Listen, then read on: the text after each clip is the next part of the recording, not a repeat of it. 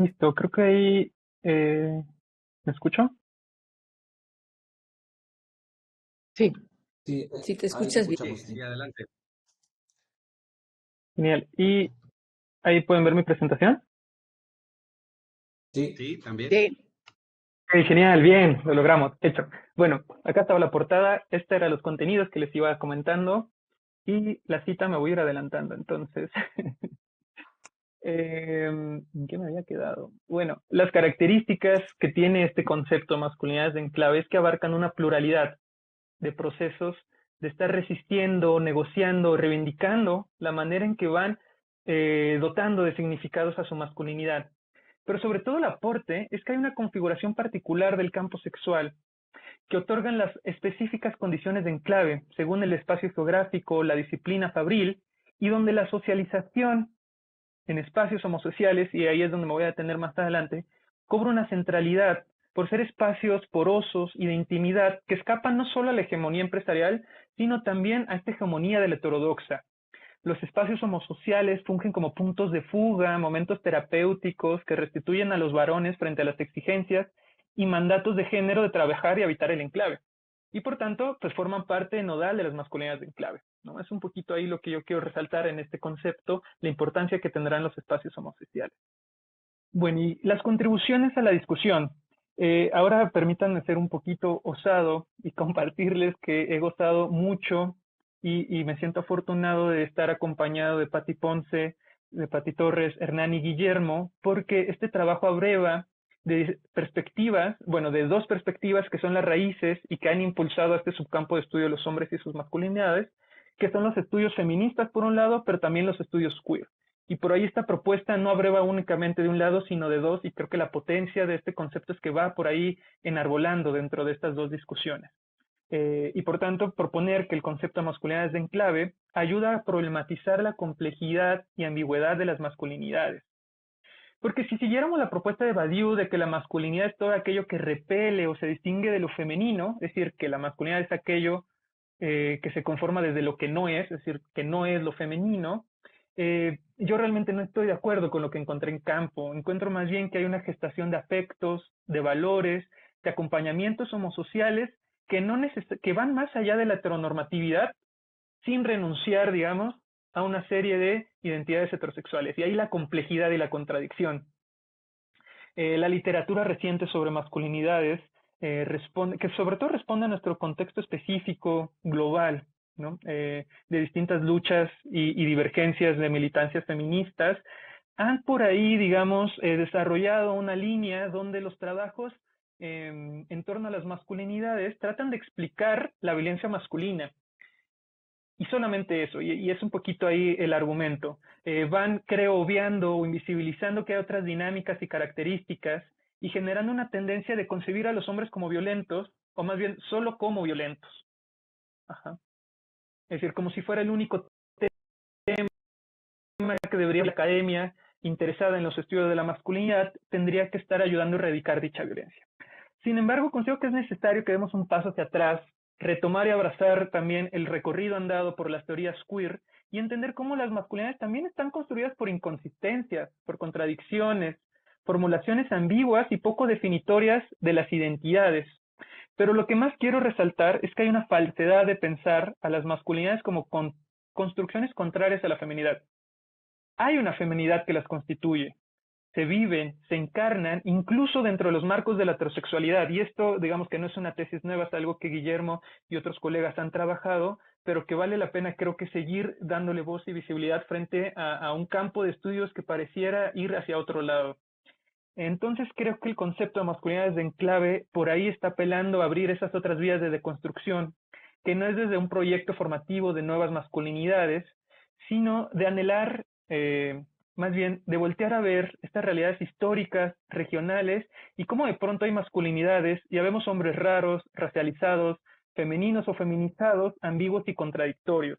Y entonces creo que si empezamos a reconocer esa parte, podría ser más prudente ir avanzando en el campo que partir desde proyectos políticos de qué es lo que deberíamos de construir, ¿no? En ese ánimo de erradicar la violencia de género. De pronto, pues entendamos que por ahí hay otros ejercicios de masculinidad, ¿no? Que valdría la pena estar revisando.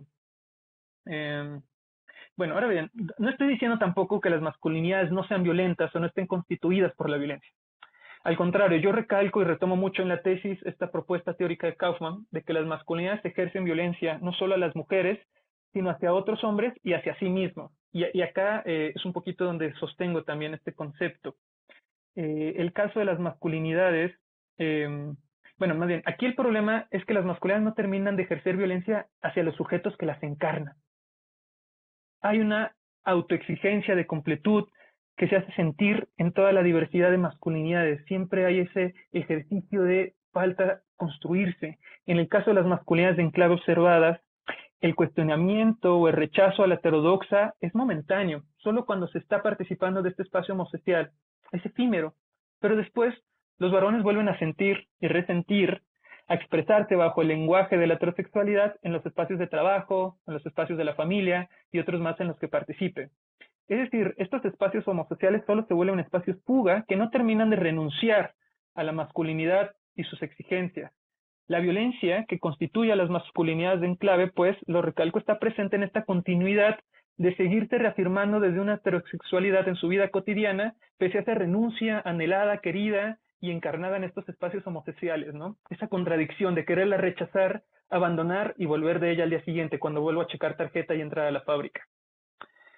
Entonces, creo que hay que ser críticos y reconocer que las masculinidades de enclave tampoco son la respuesta modelo a seguir, pero que al describirlas y dar cuenta de ellas podemos ir avanzando en la discusión, ir con prudencia y sobre todo con casos concretos, ¿no? No desde la ideología o desde la militancia política de lo que deberían las masculinidades ser o no ser, en propósito de este juego con Alain Badiou, sino lo que ya están siendo. Y un poquito por ahí que podríamos retomar. Entonces también en torno a las contribuciones que podría hacer esta tesis al campo de estudio de las masculinidades y al campo de estudio de la minería en el noroeste mexicano, les dejo este mapa que por ahí está representando todas las inversiones y proyectos activos de Korean Resources, que es la minera paraestatal surcoreana que invirtió en Boleo, donde este modelo es el modelo insignia, digamos, ¿no? En Baja California Sur, pero como vemos los fueguitos están por Panamá, Estados Unidos, Madagascar, una isla de Filipinas, Australia, y es que esta minera está replicando muchos de los ejercicios llevados a cabo en la Boleo en distintas partes del mundo. Entonces, si esto solo es en el caso de Korean Resources, imagínense cómo no ocurre en otros enclaves mineros, tan solo pensado en la región del noroeste. Cabe decir, bueno, ya decía, ¿no?, que esta región es la que tiene mayor proyectos mineros en el país, particularmente los estados de Sonora, Chihuahua, Durango, Sinaloa son los que tienen más intervenciones y actividad minera, y cuentan con toda una literatura sobre su desarrollo histórico, relaciones económicas, sobre todo organizaciones sindicales, pero hay pocas aproximaciones y abordajes desde el género y menos aún desde las masculinidades. En cambio, en el subcampo de estudio de las masculinidades, es esta región del noroeste la que más se ha desarrollado o que tiene una mayor difusión y diversidad de publicaciones en contra, digamos, de estos grandes polos, bueno, digamos, siguiendo de estos grandes polos que es la Ciudad de México y Guadalajara, ¿no? Pero es decir, después de estos espacios urbanos, en espacios rurales, la región del noroeste es la que más producción sobre masculinidades tiene en México.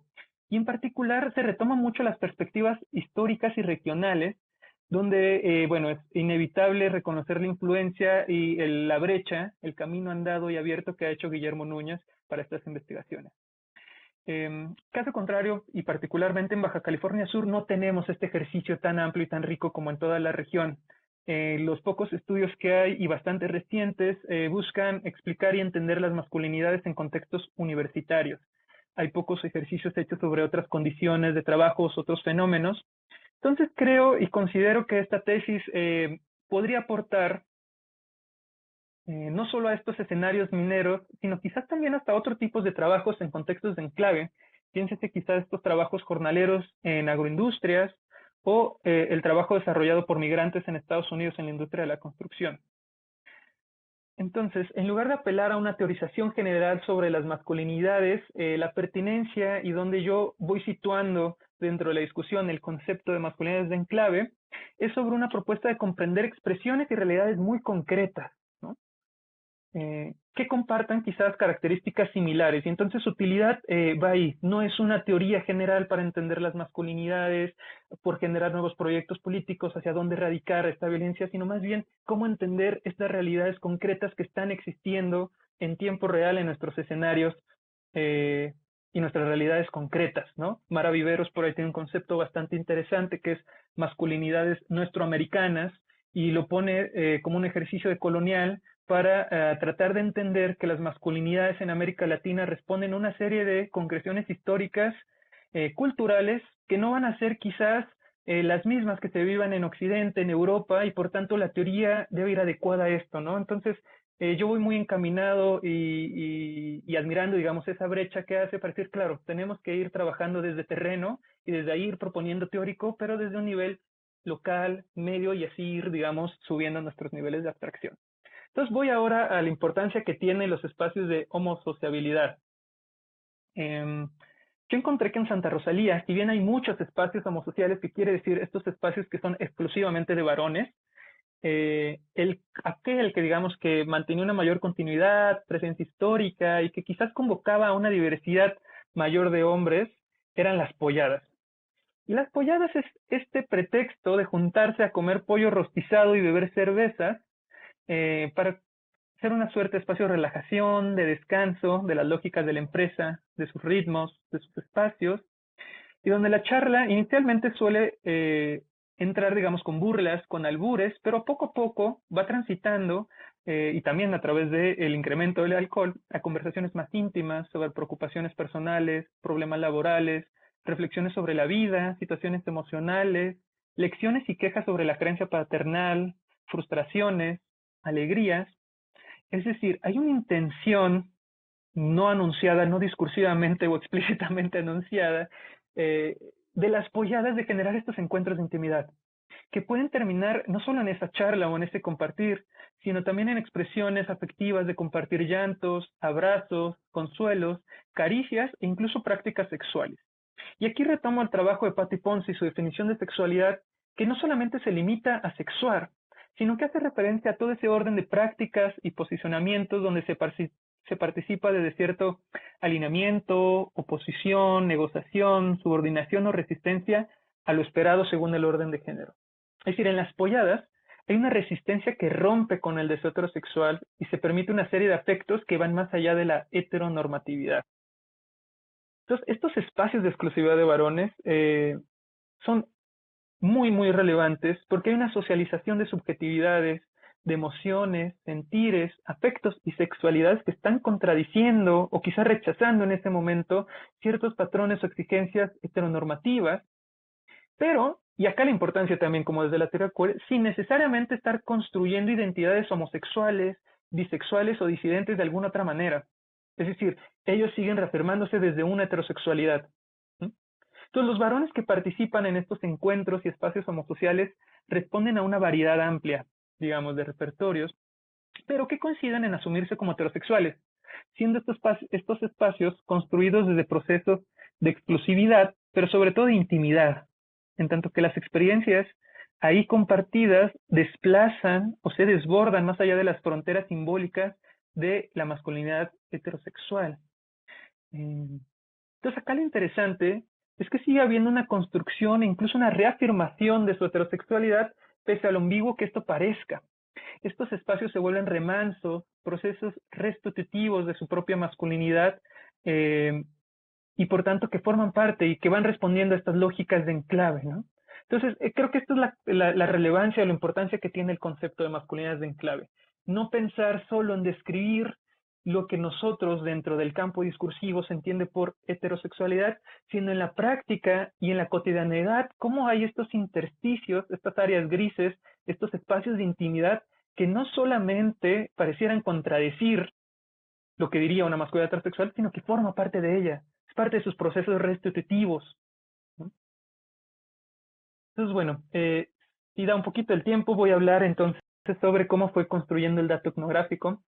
El trabajo de campo lo realicé entre 2018 y 2009, viviendo en distintos lugares y escenarios en Santa Rosalía, Y si bien llevé una serie de herramientas de investigación que pensé que me iban a ser útiles, desde ejercicios de licitación fotográfica, códigos de observación del trabajo minero, guía de preguntas para entrevistas a profundidad, herramientas para la realización de un documental etnográfico inclusive, al final, la cuestión es que el acceso inicial, digamos, al campus fue un poquito complicado, porque yo llegué, digamos, presentando mi carta de, hola, vengo a hacer mi trabajo de investigación, vengo del CIESAS con cada una de las autoridades formales e informales que iba reconociendo, y algo por ahí como que me jugó en contra es que yo traía un título de proyecto de investigación que decía algo así como extrayendo el mineral y exponiendo la vida, masculinidad mineras en Santa Rosalía. Esto obviamente era un título que asustó a los directivos de la empresa y fue como, bueno, será mejor que no entres por acá y hagas como tus preguntas, no sabemos qué estás buscando, pero este título suena que no es algo que nosotros queramos saber y sobre todo que se sepa del proyecto, ¿no? Entonces, por ahí un giro, digamos, de 180 grados del proyecto en campo, de pensar entonces observar el trabajo desde afuera, desde una perspectiva ampliada del mundo de trabajo y cómo hay muchas lógicas de habitar y llevar la vida cotidiana que están estructuradas aún, digamos, por estas lógicas de enclave. Eh, Les iba a dejar otro video, pero mejor voy a pasar a decir que al final la mejor herramienta de investigación desde dónde construí el dato etnográfico para esta tesis, pues fue mi propia masculinidad. La manera en que me presentaba y me representaba, los espacios que compartí, las intimidades que confié y me confiaron, los malentendidos y las tensiones que se presentaron, formaron parte tanto de la posibilidad como del contexto de las conversaciones etnográficas, de las entrevistas y del acompañamiento que tuve de todos los varones que formaron parte de este proyecto. Mi presentación como etnógrafo, pero también como herramienta hermenéutica, susceptible a sus lecturas corporales, raciales, generizadas de mi persona, pues generaron toda una serie de interacciones que influían directamente en ese proceso intersubjetivo de cómo íbamos confiando,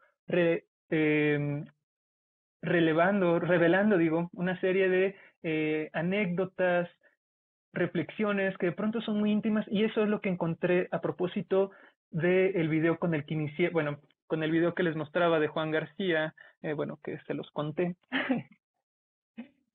que hablar de masculinidad en un primer encuentro salen estos discursos, estas significaciones y definiciones, si se quiere, bastante superficiales, pero a través de distintos encuentros y cómo íbamos participando cada vez más de niveles de intimidad con mayor profundidad, pues iban saliendo una serie de reflexiones que no eran del todo cómodas, que incluso eran incómodas de enunciar, que hacían llorar, que generaban ciertos espacios, silencios, y que no hacían nada fácil, digamos, ese trabajo, porque muchas veces las entrevistas terminan como, que nunca me había puesto a pensar en esto, ¿no? Como ahora caigo en cuenta tantas cosas ahorita con esto que estamos charlando, ¿no? Reflexiones en voces altas que formaron parte de esta investigación y que, digamos, la herramienta al final del día era mi propio compartir, ¿no? El compartir mis propios saberes, dudas, miedos, ansiedades sobre mi masculinidad se volvió el mejor ejercicio etnográfico. Entonces, bueno, yo voy a cerrar diciendo que durante el trabajo de campo conocí hombres cariñosos, sensibles, introvertidos, inseguros, pero que en su vida cotidiana y sobre todo en espacios homosociales iban cuestionando y rechazando ciertas fronteras heteronormativas sin formar parte de cuadros políticos o militancias activistas para releerse críticamente en ejercicios de deconstrucción. Entonces, como objetivo ulterior, esta tesis busca dar cuenta de ese aprendizaje y sobre todo regresar el cariño con el que me acogió Santa Rosalía, demostrarme una diversidad de maneras de entenderse y presentarse en claves de hombre, pero también en claves y condiciones de enclave. Bueno, pues muchas gracias por la atención. Me encantará ahora escuchar sus comentarios y preguntas. Mira, Sergio,